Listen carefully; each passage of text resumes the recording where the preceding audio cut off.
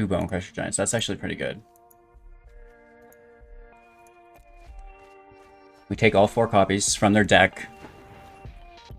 Hello, good game. Welcome back, ladies and gentlemen, boys and girls, ghouls and goblins. I appreciate you spending the time you have here today with me and the channel, helping support, liking the video, subscribing if you haven't already done so, and definitely checking out the Linktree link for all of the latest and greatest. In today's video, we'll be playing a deck I call the Event Horizon. It is a Silverquill control deck from Strixhaven in standard best of 1. That entails the color combination of white and black and a long game oriented build looking to remove a lot of your opponent's threats and kind of outvalue them and finally turn on the jets to get the kill. Within the video, we're going to break down the deck list in depth, talk about our strategies and synergies, showcase the gameplay footage, discussing the playlines and interactions. Of course, wrapping up with our final thoughts and deck review. This whole process should give you, the viewer, a good idea whether or not the deck is right for your personal playstyle, and of course your wildcard collection. Thanks again for watching. Like the video if you haven't done so yet. Let's get into it. Alright, Event Horizon is a standard best of 1 control deck with an average mana value of 4.9. We have 36 non-creatures and 4 creatures with a smooth 20 regular land in deck. Don't worry though, we have 8 MDFC lands in the build as well. 4 copies of Ondu Inversion for 8 mana, destroy all non-land permanents, and 4 copies of Emeria's Call to create 2 4/4 angels, which is really nice, giving our non-angel creatures indestructible as well. Both of these have the MDFC land on the opposing side, which is really nice. We can pay 3 life to have Emeria's Call come in untapped, and the Ondu Inversion will always come in tapped. There is a little bit of ramp within the deck as well. 3 copies of Skyclave Relic, indestructible. Add 1 mana of any color. Kicker for 3. If you kick it, create 2 additional copies that are tokens of it, which is really nice. You'll end up with 3 copies of the Skyclave Relic. We also have 4 copies of Solemn Simulacrum, a 2/2 for 4. When it enters play, search for a basic land, put it into the battlefield tapped, then shuffle. When it dies, you may draw a card, right? So there is a little bit of ramp within the build. We're also utilizing Field of Ruin to deal with any of our opponent's lands that we find frustrating, whether it be a castle, a Crawling Barrens, a Faceless Haven. The Field of Ruin is really going to get the job done there in dealing with that threat. While we're on that note, we have 3 copies of Crawling Barrens ourselves. You can pay 4 to put 2 +1/+1 counters on it and have it become a creature for that turn if you want. This is nice because of all the ramp in deck, all of the land that we have access to. We will have an excess of available mana each turn in which we can sink the, little bit that we have left over into the Barrens every turn, letting it bigger and bigger and bigger. And eventually, when our opponent's out of cards, right, the battlefield's empty, then we can just finish them off with the Barrens, which is quite nice. The deck is built around destroy permanents. Skyclave Relic has indestructible, which is nice, and the Devastating Mastery will destroy all non-land permanents, just like Ondu's Inversion. For 6 mana, we can pay 4. If we do, they'll get to return 2 permanents to their hand before we destroy everything. So, whether you're using it early game as a tempo play or late game as a reset button, Devastating Mastery is one of my favorite cards in the deck. Baleful Mastery is amazing as well for 4 mana at instant speed to exile target creature or planeswalker. We can pay 2. If we do, our opponent gets to draw a card, which is really nice. Building around Necromentia. 4 copies of this in deck for 3 mana at sorcery speed. Choose a card name other than a basic land name. Search our opponent's graveyard, hand, and library for any number of cards with that name. Exile them. That player shuffles and creates a 2/2 zombie for each creature, for each card exiled from their hand this way, which is really nice. So, who cares about countering some of the more aggressive spells like other Ugins, the ultimatums? Just take them away from your opponent, and even Winota you can take away, right? So it will make a lot of the current matches in best of 1 so much more relaxing. Building around that, we did talk about having the Solemn Simulacrum, which is a colorless artifact. We also have the Skyclave Relic as a colorless artifact. The Mazemind Tome, tap it to scry, pay 2 tap it to draw a card. When we've tapped it 4 times in total, sacrifice it, gain 4 life. It goes to exile as well.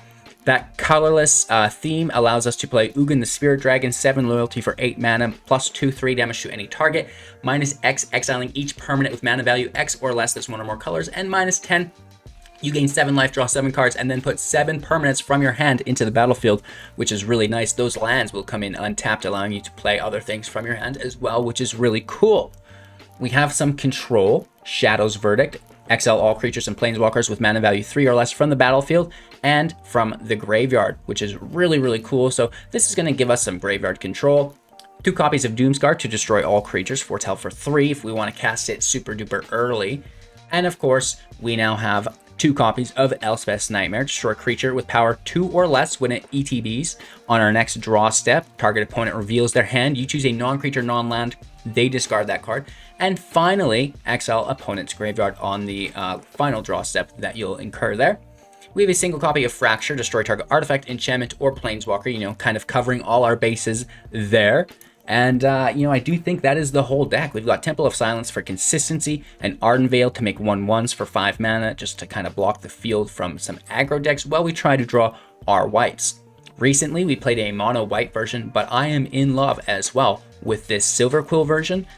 It feels very, very nice. Necromentia is so good. I love it. I love it. I love it. Taking 4 copies of Winota, taking 4 copies of Emergent Ultimatum, 4 copies of Embercleave, you know what I mean? The Great Henge. There are so many good cards that you can just snag out of play with Necromentia. That's the deck list. I hope you guys enjoy. We'll get into the gameplay footage now. Before we do, I have to remind you to like the video. I know you've not done so yet, and it really helps the channel. Also, subscribe to be entered into our 500,000 gem giveaway and rare D&D playset giveaway for 1 lucky viewer.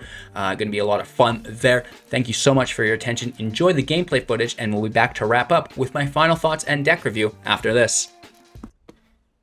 Okay, we have 3 lands, 4 land with the inversion. I think that's a keep. And we just inversion out of the gate and tapped. 3 more in deck still, right? A-okay. This deck is the evolution of that mono white variant that we were repping the other day. It's a little different, still fine-tuning it, but I think it's done, right? It's as good as I'm going to get it, you know, as the content schedule is pretty abusive at this point. But yeah, we're going to get after it here. We do single target this dog, which is nice. It's like, what are you doing? What's going on here? It has to be Winota, right? But mono white, where's the red source? Savior's great. Let's check their hand out. So we do see it is Winota deck, okay.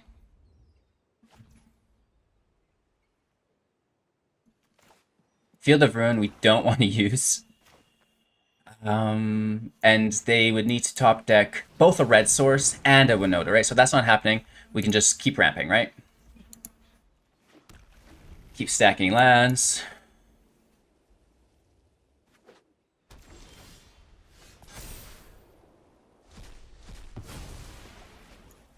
Take our attack.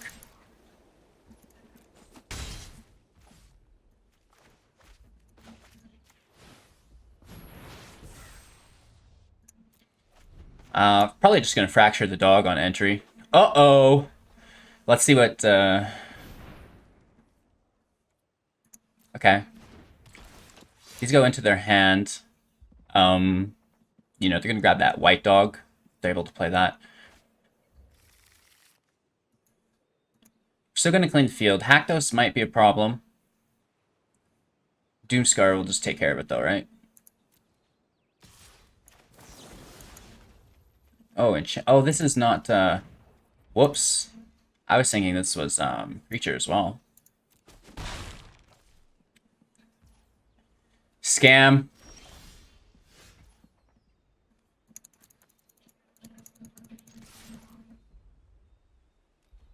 Let's hit for 2. We do get to block here. Please sacrifice your dog. No, okay. Smart move.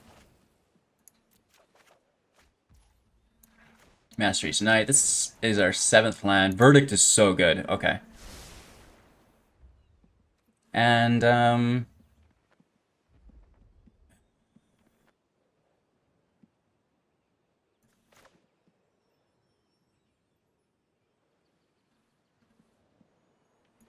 Let's just take care of the dog. They could top deck Winota, and that would be terrible. So just take it. And then they don't have any protection on the things that they played this turn. These freaking Houndmasters, though, keep lacing their hand with more creatures. Are they out? It's not all of them, is it?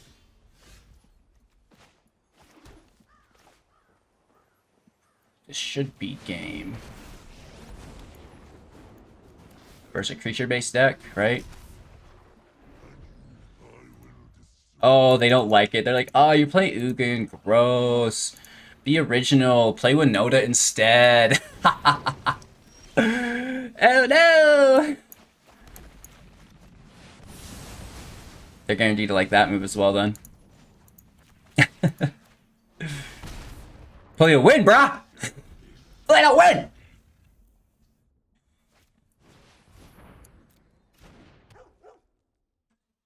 They need to play the Haktos, I think, at a certain point.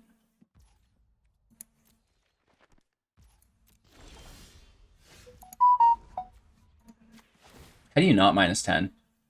So good. It's just so good. Look at all these lands. 1, 2, 3, 4, 5, 6, 7. Yeah, okay. There's a few turns. All the lands I'll add as well come in untapped. These ones come in tapped, but the other ones are all in untapped, which is crazy. This land can go.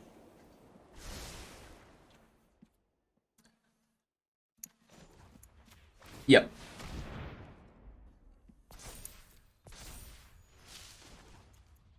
Let's get a good hit in here.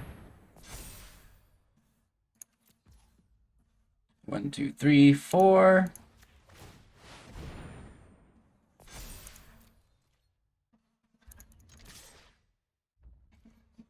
Let's get the hit. We have 2 blockers. Oh, they take it too, down to 9.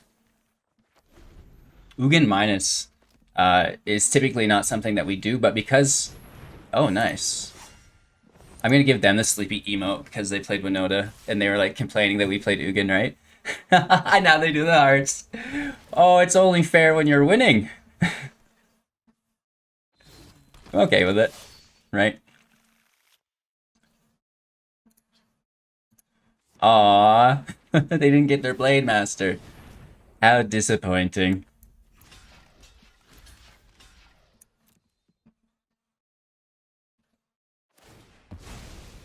Alright, so we did get a draw here. Taking 6 damage only. Who cares?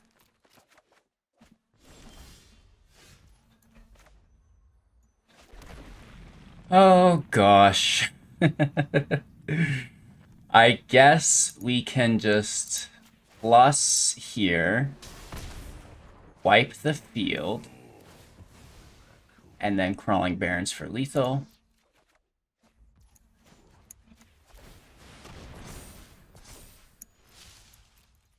Easy peasy lemon squeezy.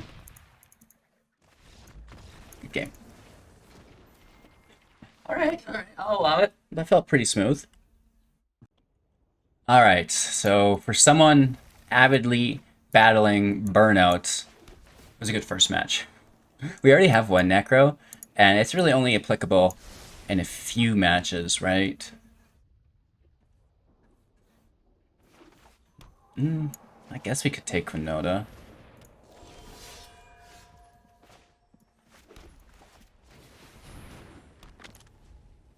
Their biggest threat, and in this case it actually is Winota. So if we can grab a black source, we have it next turn. If not, we have it off the relic. Let's look for a swamp here. We also need a field wipe. We do not need Ugin. It can go. Shoot.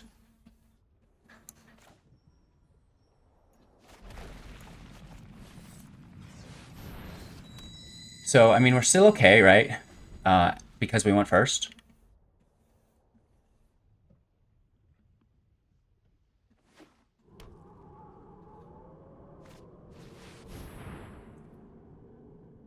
Okay, that's really good. They take the mana, and now we're back to top decking.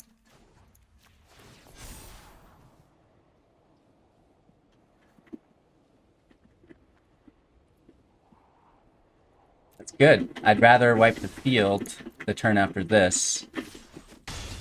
It's just still gonna be so risky.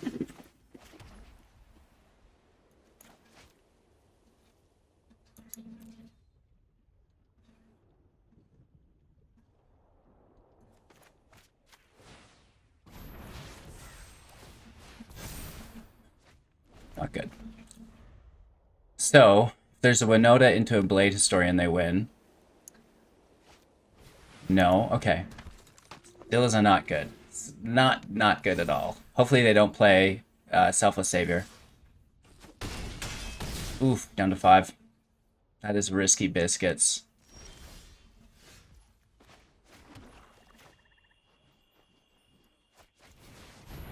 We do get a 3/3 here. Hopefully. Yeah, okay. And we also gain 4 life with the draw.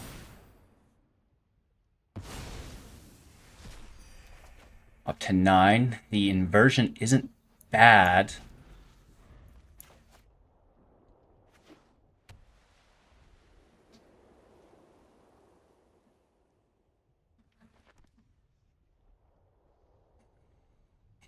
Is it Winota or is it a Venerable War Singer?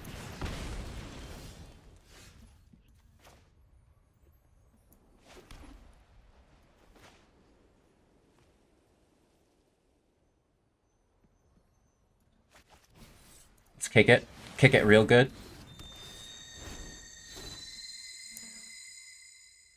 I don't think they have any haste. Hit for 3.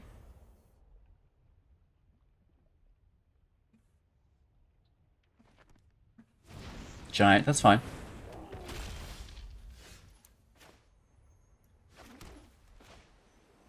They're really gonna appreciate this.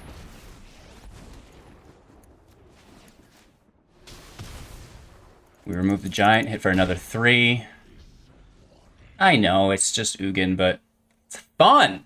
It's a different kind of Ugin. Okay, that's alright.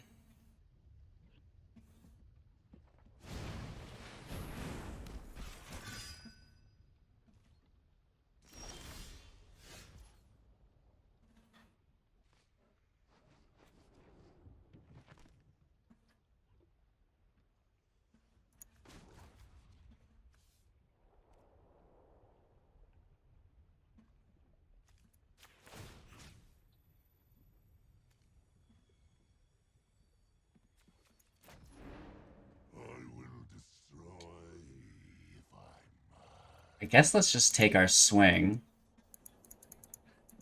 Force the dog.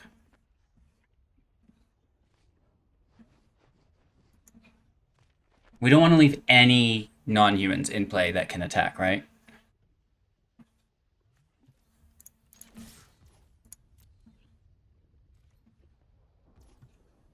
We get the damage. Let's take Necro on Winota.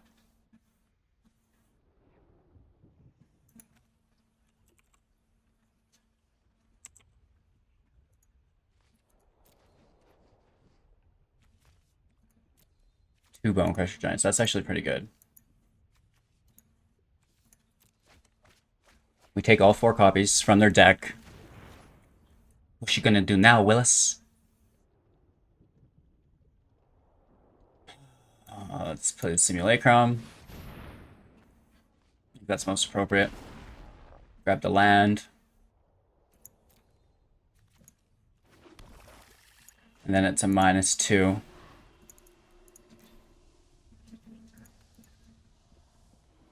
Getting rid of both creatures still. Maya's in studio. She says, "It is a beautiful day for a walk. Why are you always on the freaking computer, human?" Sorry, Miss Maya. Just a few dozens of hours. I do have a pizza in as well. I shouldn't forget about that. LOL. It's been about 12 minutes. I might want to go check it after this match. I think we're okay, though. Oh, and they don't send the Bone Daddy to our health points. Nice. Let's take the draw. Double land. Nice. Ugin up top. Let's actually just make the angels.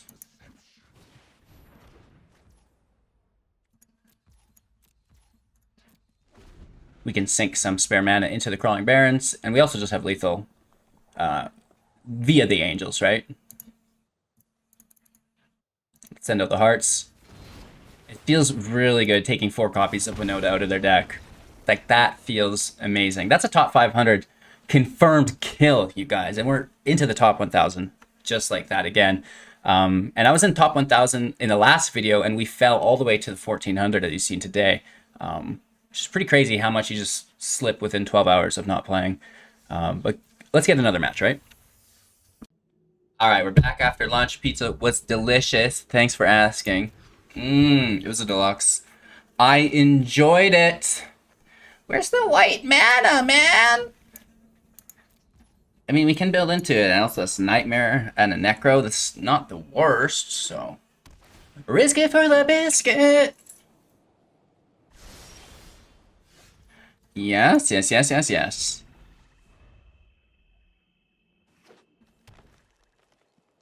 I mean, we could Field of Ruin that black source, and then we grab a white source. What are they playing with, though? What do we want to Necro here?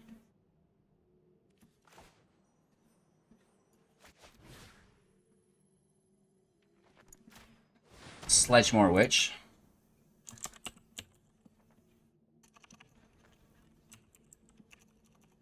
What is it? It's like SLEDGD.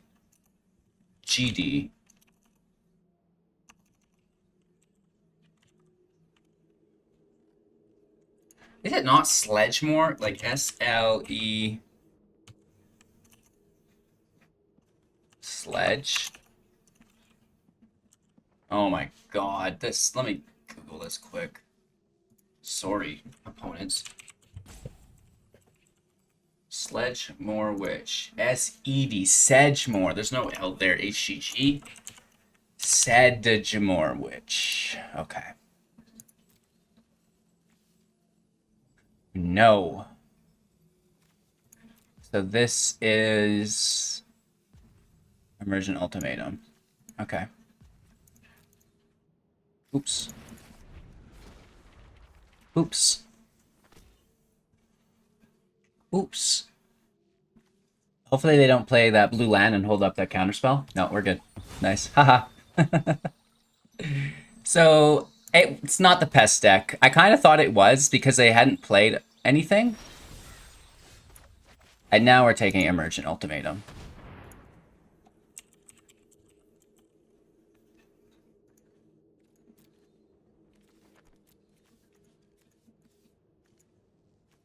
It's going to be a lot harder for them to win without those. Thanks. They could still, you know, put up a good fight. You know, there's Born Klex, there's a couple Planeswalkers, there's Allround.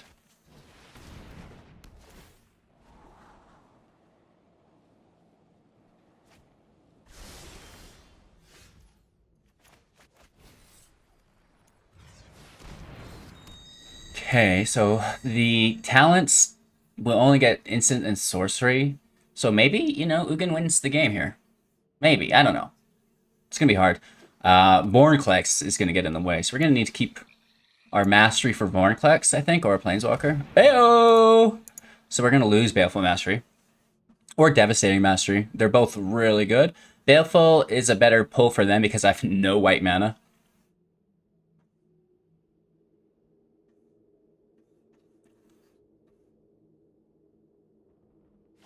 Oh, they don't want us in their hands. Simulacrum for the ramp. Grabbing a white source. AV.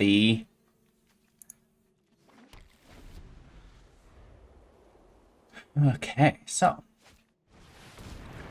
Get the draw here. That's fine.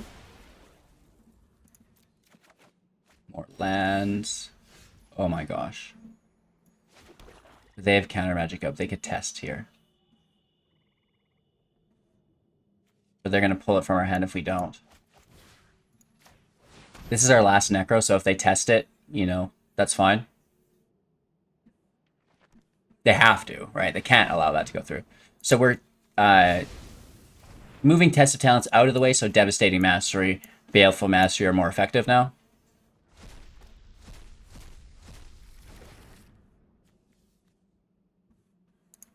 Let's hold up Baleful Mastery just in case. Or actually, I guess they're going to take it here, aren't they? Oh! I got you, bro. It's okay, I understand.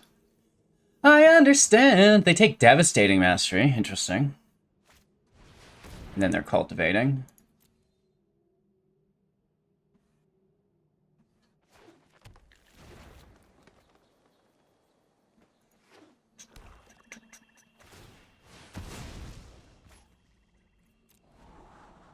I don't think killing a specific land for them matters other than us pulling our third white source. Let's just kill the dual land.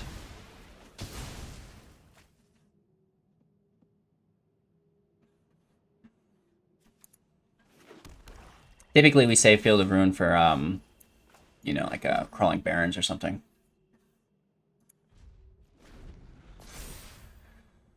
Yikes. This is actually pretty bad for us. 7 available mana. All runs Epiphany. Fine, whatever.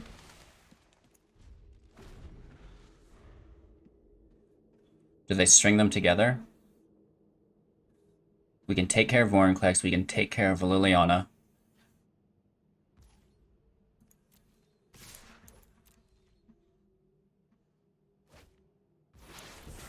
It's a counterspell.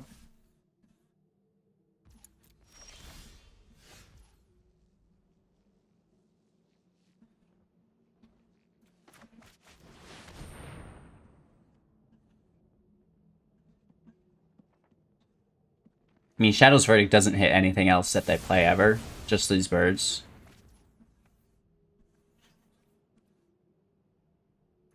Let's pass our turn. I like Emeria's Call, but they have a Shadow's Verdict as well. Dang it!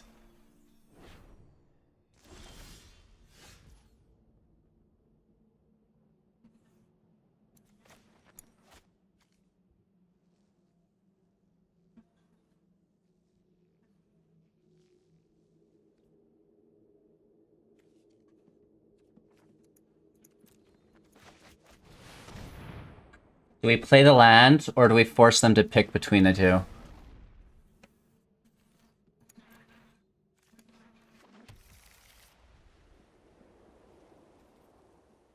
I think we force them to pick. Guaranteed they take Baleful Mastery. Because Shadow Verdict kills the angels, right? So, it's irrelevant.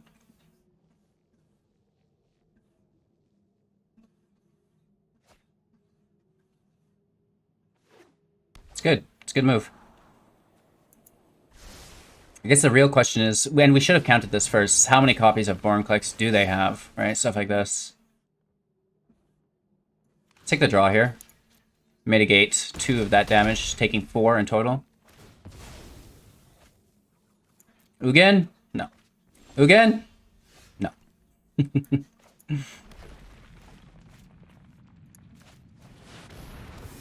So the Barrens is not really good with Vorinclex in play. We'll see the Shadow's Verdict here get hit for 6 down to 8 at least. Good game. So they still get us. Right. -4. Good match. You know, we made a little bit of a misplay off the start, trying to take the Witch. We should always assume that they're ultimatum, right? Because then we could have had an extra Necro, and we could have taken the Professor. We could have taken Vorinclex, right? So, a little awkward, but, you know, it's a hard deck to beat, right? So, we're doing our best. Going first, playing against Garuda, this means that we would take Thassa. Inversion in play first. Looking for a second black source. Simulacrum can grab it, worst case scenario. Okay. I'll allow it. Relic turn 3, and then we can Necro turn 4.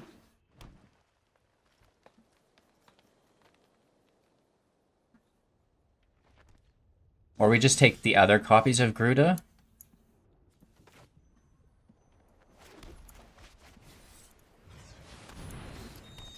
It's up for debate. They're going to use Wolf Willow Haven or a Cultivate here, I'm assuming.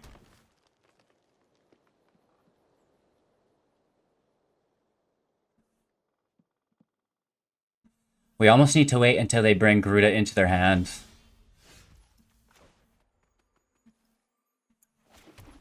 Right? And then we can get all 4 copies.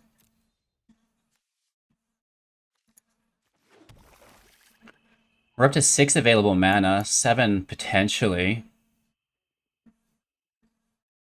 Here comes some removal. Heart sack, that's okay, we'll take the draw. Devastating Mastery's not bad if they play any enchantments, like the Wolf Willows.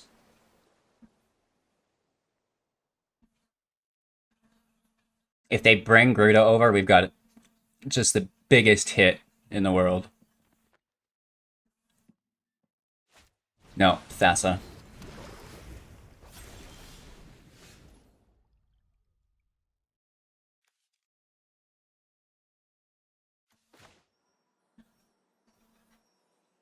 We'll have to minus Ugin on Thassa. I really want to get full value out of that Necro. If they don't do it here, we'll just take it.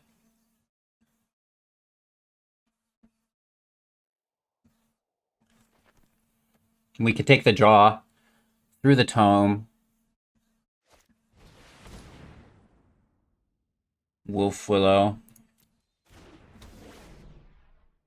They've 3 land, 4 available mana.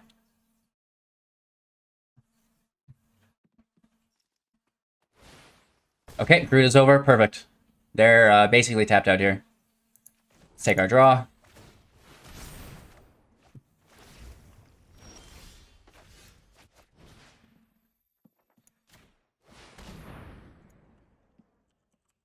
Boom. So they're going to get some 2/2s here.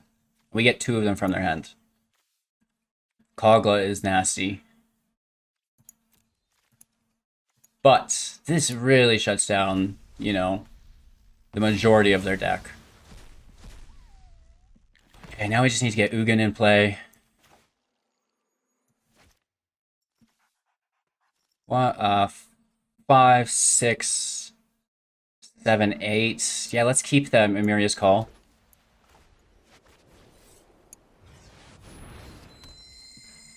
And now we can take a draw as well. I'll allow it. They have 6 available mana. You know, Kogla has nothing to fight, so it's not great value. They could exile, but they don't have any creatures in grave, so the Masked Vandal can't exile a relic, which is actually pretty good use of the Vandal, exiling an indestructible relic.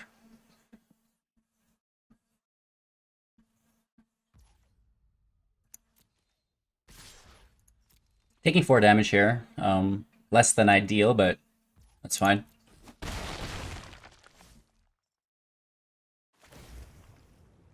They can't untap them. They're tokens. They might even scoop here. It just destroys it. Right? Whoopsie daisy, bros. So here comes the scoop, right? -4.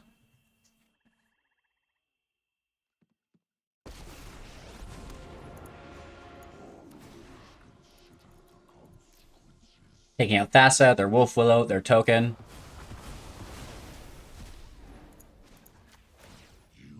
Oh, we only have 1 mana. Never mind. For some reason I thought Ondu's Inversion was untapped. Emeria's Call next turn. All is well.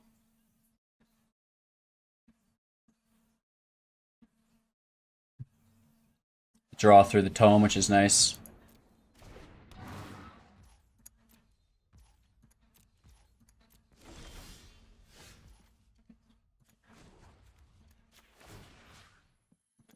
Let's send some damage up top. We have 9 available mana. So let's take a draw here. Land in play, that's always nice. Tome is really good. And then that leaves us with 5, 6, 7.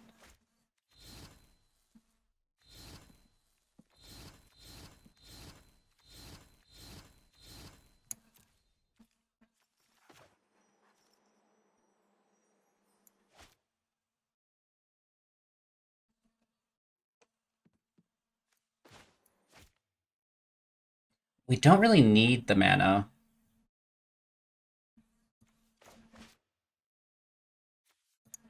Screw it. Let's just make the angels and try to protect Ugin. Right, because they can destroy the tome. They can't actually destroy the relic. It has indestructible. They'd have to exile it, but the tome is basically dead. So I think instead of just going kamikaze, slaying our own Ugin, we can maybe even have it survive for more value. Try to get the most juice out of these lemons here. Okay, so 3 land available. I don't think they've played one, so it could potentially be 4 if that is one in hand as well. And then we're looking at either creature.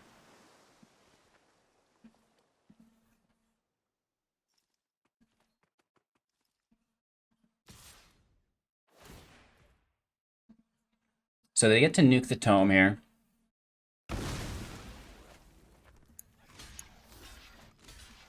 But we just killed a monkey. Alright, they can only kill 1, so we get to keep 1 angel.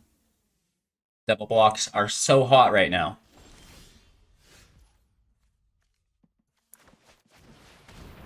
Tome in play. Ugin throws down. Emeria's Call for the angel power, baby. Let's hit for 4. And we'll end our turn. They could have an extinction event, something like this.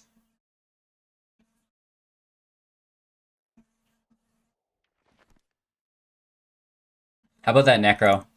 And we waited too. We waited until they brought their Gruta into their hand as a companion, so we could get all 4 copies out of their deck. I love it.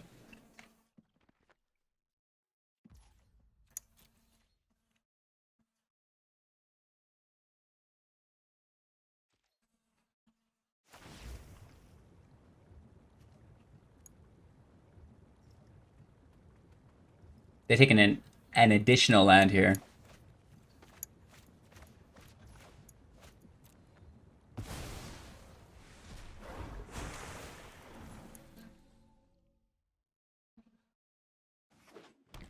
That's alright. 2 hidden cards in hand. Our turn. Oh my gosh, really? That's just lethal, right? They could Thassa tap 1. They choose not to. Good game. It's a little late. It's already been tapped, my friend. Hey, that's not bad. I mean, 75% wallop rate. Feeling pretty decent, and we are holding our rank. I wish we would have taken that last match a little slower and not trying to go for the witch and just waited, because we had witch removal anyways. We could have done better today, you guys. I still think it's nice. All right, the event horizon did not disappoint. We misplayed that one game. Without a doubt, I think we could have won that game if I wasn't straight up touched and trying to take the witch for some reason, and I should have just went immediately into Emergent Ultimatum. Emergent Ultimatum, Emergent Ultimatum, Emergent Ultimatum. That's what we should have taken. I have no doubt in that.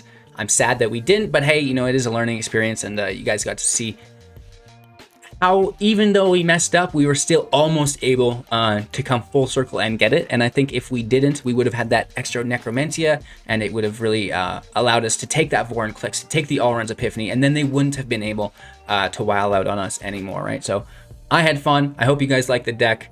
Make sure to like the video if you haven't done so yet, and subscribe so you don't miss out on our giveaways. Right? Of course, you can check out the Linktree link for all of the latest and greatest, whether you want to support the channel through a variety of ways or get into our community. I also have my Spotify if you're looking for some cat jams. Cool beans, right? Enjoy, have a magical day, and we'll see you soon in the next.